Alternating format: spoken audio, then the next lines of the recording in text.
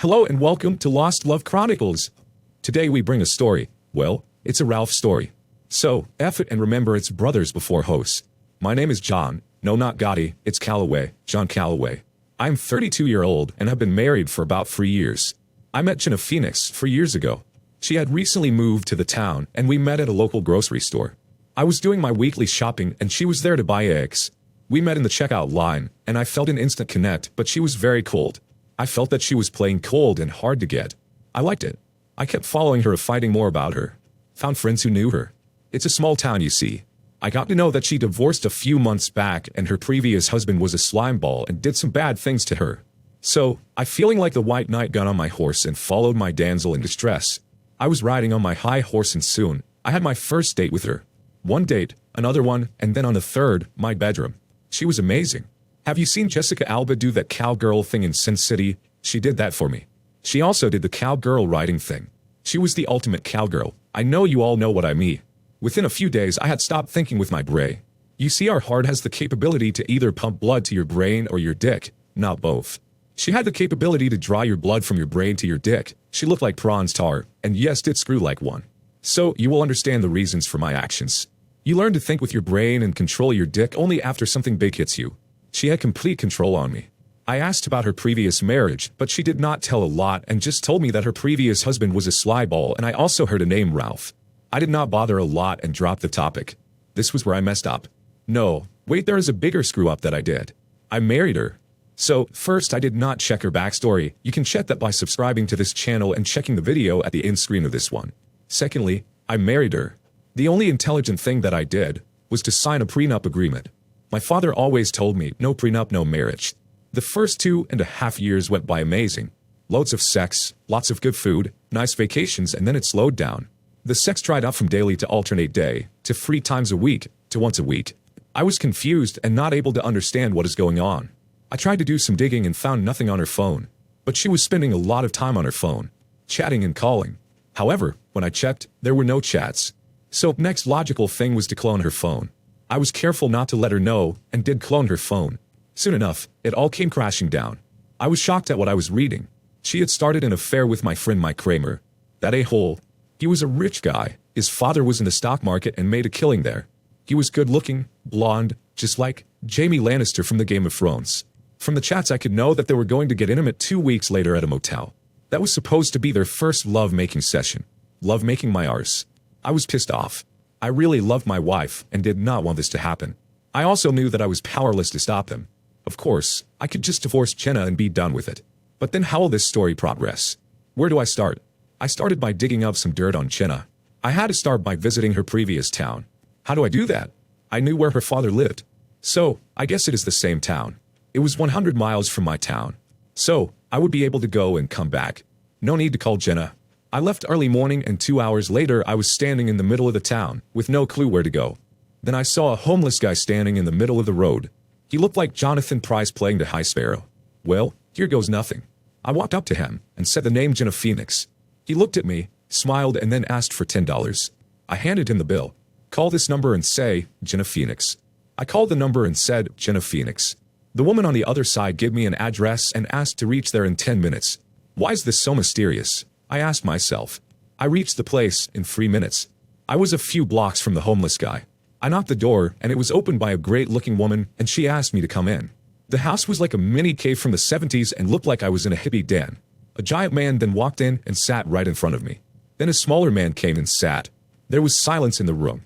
The smaller man then opened up. I am Ron. I am Jenna's ex-husband. This is Ralph. Who are you, and why are you here? I am Jenna's husband, John Calloway. They both looked at each other and burst out laughing. I mean, it was not just a laugh, but one can die while laughing laughter. They were rolling on the ground, and it took almost 4 minutes for them to get normal. Then they looked at me and laughed again.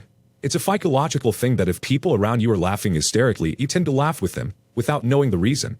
I was also laughing now. Well, after laughing for 5 more minutes, Ron asked, so, she is cheating on you. How do you know that? That is a habit. She has an itch, comes back every 3 years. How long have you been married? 3 years. I said. They started laughing again. So, why are you here? I need to stop her. She is planning to sleep with the lover, 2 weeks later at a motel. If she has decided to cheat, you cannot stop her. Ron said. What do you want from us? I don't know what to do now. Ralph then put his beer down and said, if you want revenge, I'll help. But if you want to still carry on with her, you can go back to your home. But let me remind you, the itch does not go away. I sat there silently for the next 2 minutes. Revenge, I said. Ralph got up and handed me a beer. Once you finish that, we leave for your town and get that lady fixed. So we finished the beer and left for my town. On the way, Ralph picked up Juan, the homeless guy. A few miles out, he picked up another guy, a little miniature version of Elvis Presley. I had no clue what is going on. Ralph asked me to arrange for a place for them at a nearby motel and meet him in the morning. He told me to go home and relax. I also handed them the Jenna's clone phone. I reached home and found that Jenna is home. I did not talk to her and just went and slept. A few moments later, she came in a black negligee and laid down next to me. She placed her hand on my shoulder and then, yep, I know you will call me simp, call me weak, but my heart pumped blood and little Johnny was ready for action. Well, I can forget the cheating part till I am done right. So, I did what not every man would do. I walked out of the room. Jenna was pissed off. When I walked back in again after 15 minutes, she was screaming at me. A sexy lady is here for you, and you left her. What is wrong with you? She said. I'm not feeling well. I am very tired. I may be under the weather. She pointed to my crotch and said, that does not look tired. Mind, heart and body. They all don't speak to each other. I just went and slept, still trying desperately to hide my Johnny. 3 days passed without any action and I had no clue what Ralph and Ron had planned. On the 4th day, I got a call from Jenna. It was Rust and she was panting heavily. The mobile signal seemed to be unstable and all I heard was, where are you? Flower, bull, pile of shit. I stink. I called Ralph and got to know what happened. Apparently, our rich boy Mike was planning to give Jenna 10,000 roses on their 2nd-month anniversary and order the flowers. I'm not sure how, but Ralph had known what Mike was planning and where the two were meeting. Mike had planned a romantic, farm lunch with Jenna, complete with polka-dotted cloth-covered tables, umbrella, wine and bread. Rich people stuff. When he clapped his hands, 20 people would show up with the 10,000 roses and Jenna would be in the middle of it. Unfortunately for Jenna, 5 bulls that lived on the farm were also interested in the flowers. As soon as the flowers arrived, so did the bulls. The flowers were trampled and devoured, and since Jenna was in the middle of the flowers, she had no escape. Although the bulls did not harm her, they did poop near her, and to her bad luck she slipped and fell in one such puddle. Mike, however, was lucky to escape as one of the bulls liked him and tried to give him some pink love. You do know what I mean. They escaped unharmed with fond memories for life. That evening, I met the gang, and we had a good laugh at it. There is something we need to show you, Ralph said. So we walked to his room, and he opened his laptop. Your wife and Mike are planning a massage session at the local gym together. Mike is planning to give her a new room massage. What is that? It's a form of massage where they give massage to you with their bodies, cover with some oils or gels. That's weird. I said. That isn't good stuff, Ralph smiled. I already spoke to the gym owner. He is someone I know from my army days. He owed me a favor. So, I called one, and I know a few guys who can do the massage job perfectly fine. So, the next day I was in the office lift when I got a call from Jenna at 11 a.m. Once again, the mobile network was not great. Where are you, tripod? I Sparrow. Shane. I hung up. I walked out of the lift and called Ralph. Jenna and Mike entered the gym at 9 a.m. and after a workout, went in for their planned massage. They got in their towels and lay on the massage tables. In a few minutes, our dwarf friend walked in, naked and shining with his body drenched with olive oil. He stood in front of Jenna with a huge erection, almost looking like a camera tripod. Then in his most authentic Elvis tone said, Lord Almighty, I feel my temperature rising. Jenna freaked out and ran out naked. That was not the end of her ordeal. As she ran across the gym naked and one dressed as the High Sparrow ran behind her with a bell in his hand, screaming shame, shame. The gym was not empty. There were people still working out. Mike was unaware of this, and I guess he is still waiting for his massage. For a moment, I imagined the entire situation in my mind. I started laughing. A few minutes later, I found myself in the medical bay. I had passed out laughing. When the attendant got me back to my senses, I laughed again. That evening, I met the gang again. This time, there was a woman who was with the gang. Amy White, 29-year-old. She is a lawyer. Ralph introduced us and told me, I can get you all the revenge, but she is the only one who can get you out of this mess. Amy and I discussed the situation in detail and it was found that, since I had a prenup, I was fine. We just need to prove that Jenna is cheating on you. Ralph cut in and said, Saturday is their big motel date. You prepare the papers and Jenna will give you the evidence. All this while I was looking at Amy's face. As I was leaving for the day, Ralph said, Amy is single, but if she does not like you, she will take your balls away. She is not to be messed with. Well, as I said earlier, blood pumps in only one direction. I went home and all night I just dreamed about Amy. Finally, the big Saturday came. Although I enjoyed everything that was happening to Jenna, she deserved it. But I knew it was the last time that she will be with me. Jenna got ready and was about to leave the house. I walked in and said, "Hey Jenna, goodbye." She looked at me like something is wrong and then just shrugged her shoulders, "Goodbye," and she left. I took the day off from office and drove straight to Ralph. He told me that they have booked room number 7 at the Riverside Motel. We have room number 8, and everything that will happen in room number 7 will be broadcasted in room number 8. So, we drove to the Riverside Motel. Mike's Dodge Charger was parked in the parking, and we parked at the other side of the parking. They arrived 5 minutes ago. The manager came out and told us. "You know him as well?" I asked Ralph. Ralph shrugged his shoulders and nodded.